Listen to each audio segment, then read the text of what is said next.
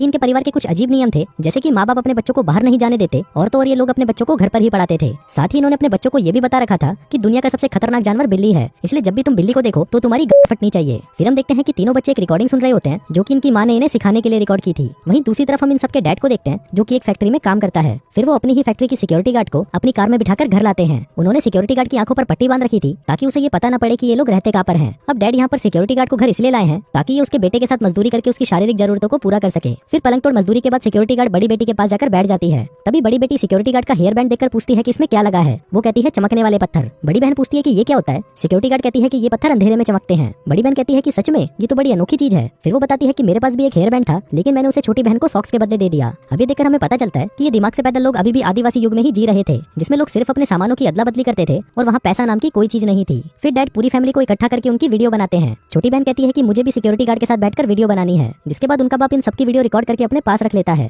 फिर बाप security guard को उसके बेटे के साथ मजदूरी करने के लिए पैसे देता है और उसकी आंखों पर पट्टी बांधकर उसे वापस छोड़ देता है। अब रात होती है तो सभी लोग डिनर के लिए तैयार होने लगते हैं, क्योंकि ये भी उनके घर का एक रूल ही था। फिर बड़ा बेटा अपने जूते पॉलिश करके और अच्छे कपड़े पहनकर तैयार हो जाता है। वहीं दूसरी तरफ दोनों बहनें भी स्कर्ट के ऊपर शर्ट पहनकर डिनर के लिए अच्छे से तैयार हो जाती हैं। फिर डिनर के दौरान हमें पता चलता है कि जिस भी बच्चे ने पूरे दिन सबसे अच्छा बर्ताव किया था उसे इनाम दिया जाएगा, और इनाम के तौर पर और कुछ नहीं बल्कि उन्हें बच्चों वाले स्टिकर दिए जाते हैं। और जिस बच्चे के पास सबसे ज्यादा स्टिकर होंगे उस रात घर में उसी बच्चे की चलेगी, मतलब वो अपने लिए राशन तक की भी मांग कर सकता है। तभी छोटी बहन अपनी मॉम से फोन मांगती है तो उसकी मॉम उसे नमकदानी उठाकर देती है, जिसका मतलब था कि ये चूतिए लोग नमकदानी को फोन कहते थे। अब हम देखते हैं कि इन तीनों बच्चों में सबसे ज्यादा स्टिकर इस लड़के के पास थे। अब आप लोगों को लग रहा होगा कि ये तो रशियन मांगने वाला है, लेकिन ये चूतिया कहता है कि हम तो टीवी देखेंगे। हमें लगता है कि चलो ये कोई मजदूरी वाली फिल्म देखेंगे, लेकिन ये भोसड़ी वाले अपने दिन में रिकॉर्ड की गई वीडियो को रात में देखते हैं, क्योंकि इनके बाप ने इन्हें कुछ बता ही नहीं रखा था कि मूवी जैसा कुछ होता भी है। फिर अगली सुबह हम देखते हैं कि लड़का अपनी डैड की कार को धो रहा होता है, जिसके बाद वो पेड़ों के पास जाकर उनसे बातें करने लगता है। लेकिन तभी अचानक उसके पिछवाड़े में चुलसी मचती है और वो पत्थर उठाकर उन दीवारों के बाहर फेंकने लगता है, और ये बकचोदी करते हुए उसे उसके पेरेंट्स देख लेते हैं। अब उसे इस गुनाह की सजा दी जाती है जिसमें उसे लिसरीन का एक ढक्कन कुछ देर तक अपने मुंह में रखना था, और जब तक उसके पिछवाड़े में बुरी तरह से जलन ना हो वो इसे थूक नहीं सकता था। फिर अगले दिन इनके घर के ऊपर एक एरोप्लेन उड़कर जा रहा होता है। तभी उसे देखकर बड़ी बहन कहती है कि काश ये नीचे गिर जाए और मुझे मिल जाए, लेकिन तभी उसकी माँ उसके मुंह पर एक जोर का चमाट मारती है और कहती है कि जब तुम इसके लायक हो जाओगी तब ये तुम्हें मिल जाएगा। फिर हम देखते हैं कि ये लोग दिन भर टाइम पास करने के लिए उल्टे सीधे काम करते रहते थे, जिनमें से ये दोनों बहनें अपने रुमाल पर क्लोरोफॉर्म छिड़ककर उसे सूंघकर बेहोश हो जाती हैं, और जो भी इनमें से पहले होश में आएगा वो ये गेम जीत जाएगा।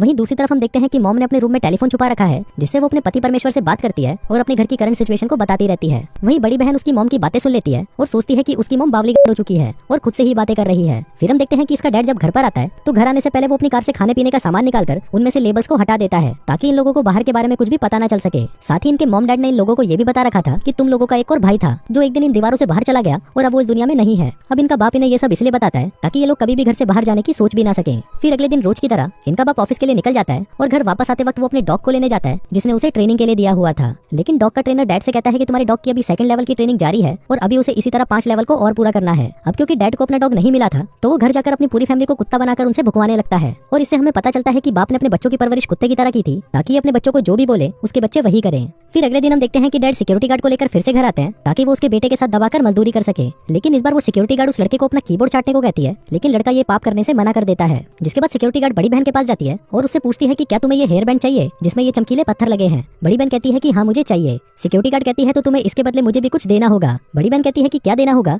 सिक्योरिटी गार्ड कहती है कि इसके बदले तुम्हें मेरा कीबोर्ड चाटना होगा। अब क्योंकि बड़ी बहन को वो हेयर बैंड चाहिए ही था, इसलिए वो दबाकर उसके गुलाबी कीबोर्ड को चाटने लगती है। अब कीबोर्ड चाटने के बाद बड़ी बहन को लगता है कि शायद सिक्योरिटी गार्ड को इससे बहुत मजा आया होगा, इसलिए वो भी अपना कीबोर्ड चटवाना चाहती थी। तभी बड़ी बहन छोटी बहन से कहती है कि क्या तुम्हें ये हेयर बैंड चाहिए। छोटी बहन कहती है कि हाँ मुझे ये चाहिए। बड़ी बहन कहती है तो इसके बदले तुम्हें मेरा कीबोर्ड चाटना होगा। अब छोटी बहन सबसे पहले उसका कंधा चाटती है, क्योंकि बड़ी बहन को ये पता नहीं था कि कहाँ चटवाने में ज्यादा मजा आता है। इसके बाद बड़ा भाई बाहर अपने एरोप्लेन के साथ खेल रहा था कि तभी वहाँ पर बड़ी बहन आती है और कहती है कि ये एरोप्लेन मेरा है, ये मुझे दे दो। तभी बड़ी बहन उसका एरोप्लेन लेकर घर से बाहर फेंक देती है। अब ये लोग घर से बाहर तो जा नहीं सकते थे, इसलिए जब इन बच्चों का बाप घर पर आता है तो बेटा बाप को कहता है कि मेरा एरोप्लेन बाहर गिर गया है, प्लीज वो मुझे उठाकर दे दो। तभी उनका बाप अपनी कार में बैठकर बाहर जाता है और बिना पैर को कार से नीचे रखे एरोप्लेन को उठाकर अंदर आ जाता है, क्योंकि उसने अपने बच्चों को बता रखा था कि घर से बाहर पैर रखते ही बाहर जो शैतान लोग हैं वो तुम्हें नुकसान पहुंचा सकते हैं, इसलिए वो लोग भी घर के बाहर पैर नहीं रखते। फिर एक दिन हम देखते हैं कि इनके घर में एक बिल्ली आ जाती है, और अब जैसा कि इनको पता है कि ये दुनिया का सबसे खतरनाक जानवर है, इसलिए इसे देखते ही सबकी फटने लगती है। तभी लड़का अपने हाथ में हथियार लेकर उस बिल्ली की तरफ आगे बढ़ता है और उसे उस हथियार से मारकर मार डालता है। फिर जब ये बात इनके बाप को पता चलती है तो वो अपने सारे कपड़े फाड़कर और अपने शरीर पर लाल रंग लगाकर घर पहुंचता है और सभी से कहता है कि बाहर रहने वाले शैतानों ने मेरी गर्दन फाड़ दी।